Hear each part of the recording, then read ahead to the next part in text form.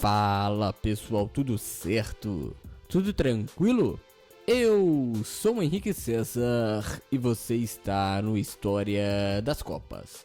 E nesse vídeo você saberá como foi a Copa de 1978. Dito isso, deixe seu like no vídeo, se inscreva em nosso canal para não perder as novidades por aqui. Enfim, Copa na Argentina, polêmica nos resultados, pressão do governo, a glória de Kempes. Saiba isso e muito mais a partir de agora.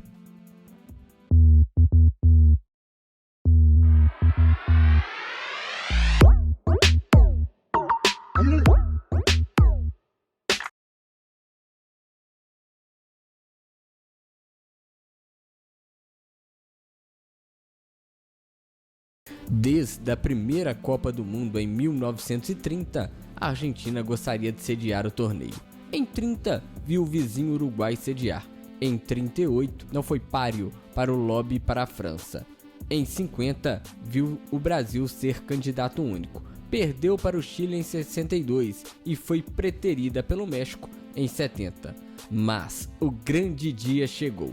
Em 6 de julho de 1966, em Londres, a FIFA confirmou a Argentina como país sede da Copa de 78. Em 76, a Argentina deixou de ser democrática e se tornou uma ditadura. Em abril de 78, foi proposto uma trégua nas guerras da ditadura argentina para a realização da Copa. Para organizar o torneio, a junta militar argentina criou a entidade, o Ente Autárquico Mundial, o EAM. Seu primeiro chefe, o general Omar Actz, acabou morto depois da sua primeira aparição pública. Para o seu lugar, foi nomeado o general Leopoldo Galtieri, que mais tarde seria o ditador da Argentina. O EAM ordenou gastos de mais de 700 milhões de dólares para deixar 6 estádios aptos para receber a Copa. Ao todo, a FIFA recebeu 103 inscrições para o Mundial, mas apenas 96 seleções disputaram a fase classificatória. Entre as seleções tradicionais, ficaram de fora Inglaterra, União Soviética e Uruguai. Houve muita pressão para que a Copa fosse tirada da Argentina em virtude da violência que passava o país. Mas João Avelange bateu o pé e manteve a Copa lá mesmo. O sorteio aconteceu em 14 de janeiro de 78, em Buenos Aires. O Brasil caiu em um grupo com 3 seleções médias da Europa: Espanha, Áustria e Suécia. Já a Argentina caiu no chamado Grupo da Morte, com França, Hungria e Itália.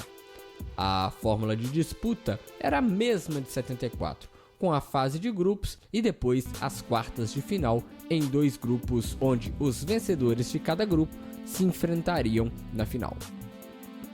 A Holanda entrava como favorita, já que trazia quase todo o time de 74. A única exceção era Cruyff. A Alemanha estava enfraquecida, perdeu Breitner, Beckenbauer, Miller, Overhatt, Grabowski. Brasil e Argentina apareciam como postulantes, os brasileiros pela tradição e a Argentina pelo fator casa. Zagallo foi dispensado da seleção e em seu lugar assumiu Oswaldo Brandão em 1975. O Brasil disputou a Copa América, onde caiu na semifinal para o Peru depois de um sorteio. Em 76, com bons números, a seleção ainda faturou o torneio bicentenário da independência dos Estados Unidos. Mas nada disso salvou Brandão em seu primeiro escorregão. Em 77, um empate contra a Colômbia em 0-0 foi visto como inaceitável. O treinador foi demitido e para o seu lugar veio Cláudio Coutinho. O Brasil se qualificou para a Copa em primeiro lugar nas eliminatórias. Coutinho teve uma polêmica antes da Copa ao não convocar o volante Falcão, uma das ausências mais questionadas na história do futebol brasileiro. O Brasil, que embarcou para a Argentina, tinha alguns craques em seu elenco: o goleiro Leão, Zico, Reinaldo, Roberto Dinamite e o veterano Rivelino. A questão era como encaixar todos em um esquema. No grupo A, argentinos, donos da casa, fizeram 2 partidas nervosas. Primeiro, derrotaram a Hungria somente depois que o atacante Toroski foi expulso aos 37 minutos da etapa final. Depois, bateram a França graças a um pênalti em que o árbitro flagrou um toque de mão do zagueiro Tressor dentro da área. Passarella converteu o pênalti e, graças a um gol espírita de Luque, venceu a França por 2-1. Por fim, o time da casa perdeu para os italianos e terminou em segundo do grupo. Com isso, teria que jogar a segunda fase em Rosário e não em Buenos Aires. Curiosamente, a Azurra havia chegado à Copa sob uma saraivada de críticas, mas foi a única a terminar a primeira fase com 3 vitórias. No grupo B, a Tunísia pregou uma grande surpresa. Estreante em mundiais, a equipe derrotou o México por 3-1 de virada e se tornou a primeira seleção da África a vencer uma partida na história das Copas. Está certo que o México só tinha um número alto de participações, jogou 7 das 10 Copas anteriores e não impunha nenhum respeito. Tanto que depois acabou surrado pela Polônia e principalmente pela Alemanha. Neste jogo, o goleiro mexicano Reyes se machucou ao sofrer o terceiro gol e o reserva Soto levou mais 3 ainda. A Tunísia ainda surpreendeu ao arrancar um empate sem gols contra os alemães e vendeu caro a derrota para os poloneses. No fim das contas, as vagas ficaram com Polônia e Alemanha. No grupo C, o grupo do Brasil, a estreia brasileira decepcionou, não apenas porque o time jogou mal, mas porque o árbitro galês Clive Thomas anulou o que seria o gol da vitória brasileiro. Zico mandou a bola para dentro depois da cobrança de escanteio cobrado por Nelinho, mas o árbitro alegou que havia apitado o fim do jogo quando a bola ainda estava no ar. No jogo seguinte, o Brasil quase perdeu para a Espanha. Amaral salvou um gol certo em cima da risca. Isso fez com que o almirante Heleno Nunes, presidente da CBD, impusesse mudanças contra a Áustria. Saíram o zagueiro Edinho, que atuava como lateral esquerdo, o meia Zico e o atacante Reinaldo. Em seus lugares entraram Rodrigues Neto, Jorge Mendonça e Roberto Dinamite. Roberto Dinamite ainda fez o gol da vitória contra a Áustria, que foi a primeira colocada do grupo, o Brasil ficando na segunda colocação. No grupo D, a Escócia havia sido apontada pelo presidente da FIFA, João Avelange, como a provável finalista, mas a sensação de agora vai murchou diante do Peru. Mason errou um pênalti e depois disso viu o time perder de virada por 3-1. A vitória sobre a Holanda na última rodada foi brilhante, mas inútil. A cotação alta da Holanda, por sinal, não se justificou.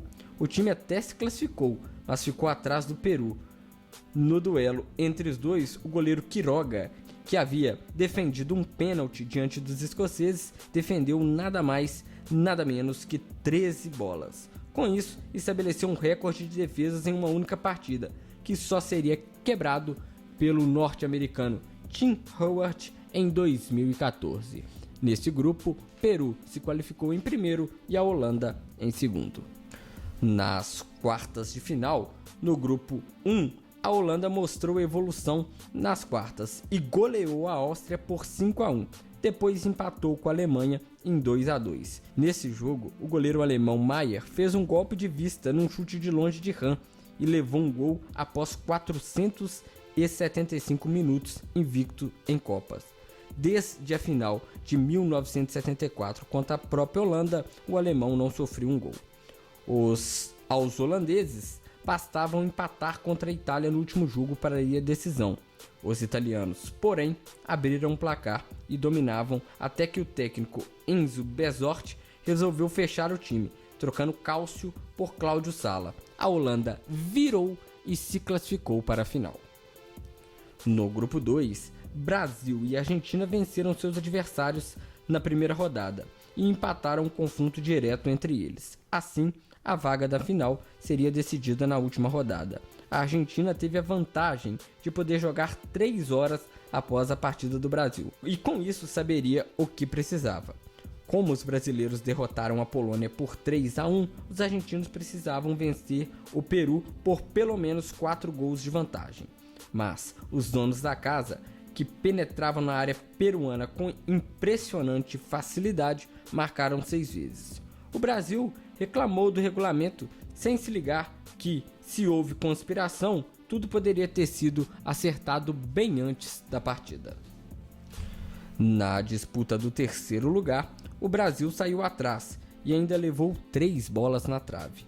Mas Rivelino entrou e em seguida o Brasil empatou numa bomba sobrenatural de Nelinho. Depois, Rivelino iniciou a jogada do gol da vitória, marcado por Dirceu. O Brasil fazia 2-1 na Itália e garantia o terceiro lugar.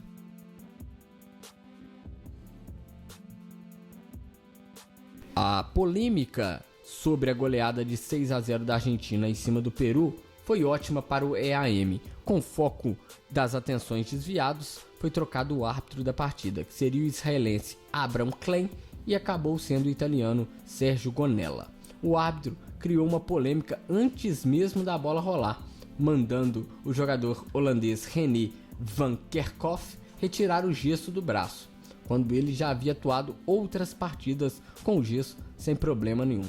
Com a bola rolando, Gonella amarrou o jogo, marcando mais de 50 faltas contra os holandeses. No primeiro tempo, a Argentina fez 1-0 com Mário Kempes.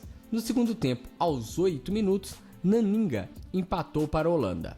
O jogo então foi para prorrogação e aos 15 minutos da primeira etapa, Kempes fez 2-1 para a Argentina. E a 4 minutos do fim, Bertone fez o terceiro gol e fez a Argentina explodir com a festa do título. A seleção da Copa contou com o goleiro argentino Filol, o lateral italiano Gentili, a zaga teve o brasileiro Oscar e o argentino Passarella. A lateral esquerda ficou com o holandês Krol.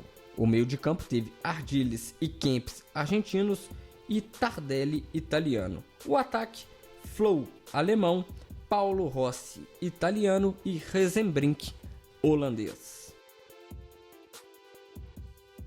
Os números da Copa apontam o maior público entre Argentina e Itália, 71 mil pessoas, 712. O menor para a Escócia e Irã, apenas 7.938. No total, foram marcados 102 gols, com a média de 2,68 por jogo. O melhor ataque, Argentina e Holanda, com 15 gols. O goleiro menos vazado foi Leão, com 3 gols em 7 jogos. As maiores goleadas foram Argentina 6, Peru 0, Alemanha 6, México também 0. O craque da Copa e também artilheiro foi Mário Kempes. Ele não podia ser uma sumidade na história do futebol, mas tornou-se o primeiro a ser campeão mundial, artilheiro e escolhido como o melhor jogador em uma Copa. Ele passou em branco na primeira fase e depois marcou 2 gols contra a Polônia, 2 gols diante do Peru e mais 2 frente à Holanda na decisão. Graças a isso, superou Rosenbrink, que marcou 5 vezes na Copa. Kempes fez 6 gols em 7 jogos e jogava pelo Valência da Espanha. E tá aí, galera, foi isso que aconteceu na Copa de 1978. Descobriu muita coisa que não sabia? Comente, deixe aí o seu recado, deem sugestão de pauta também, de vídeos que vocês queiram ver aqui no canal. No próximo vídeo, vamos falar sobre a Copa de 1982. Aqui deixo o pedido, se você puder, curtir, compartilhar esse vídeo e, claro, se inscreva em nosso canal. No mais, forte abraço, fui!